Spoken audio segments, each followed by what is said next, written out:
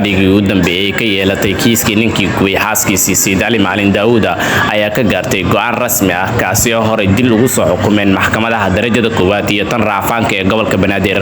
Fadhigii maanta uu soo xiray gudoomiyaha maxkamadda sare Baasha Axmed Yuusuf ayaa goobta ka sheegay in Sayid Ali lagu helay dambigii lagu eedeeyay isla markaana uu si kas ah u dilay marxuumad Luul Cabdicasiis. sidoo kale waxa uu intaasi ku daray in maxkamaddu diiday raafaan ay ka soo qaateen qareenada eedeysanaha xukunkii dilka toogashada ahaa ee maxkamadda raafaanka gobolka Banaadir horey ugu soo xukuntay. Talaabadani ayaa ka dhigan inuu soo xirmay albaabkii ugu dambeeyay ee Sayid Ali, mana jiri doonto raafaan kale oo uu ka qaadan doono xukunka dilka ah ee lagu riday.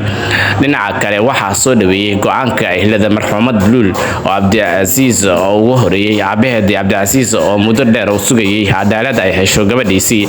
waana ku faraxsanahay xukunka maanta ka soo baxay maxkamadda, waana iisanahay boqolkiiba boqol insha Allah wax walbana Allah agtiisa ay jiraan, ayuu yiri mid ka mid ah ehlada. sidoo kale wuxuu sii raaciyay waxaan doonaynaa cadaalad bayn ahayd, ugu dambeyn waa helnay dowladda wayna ku macsan tahay, ayuu yiri.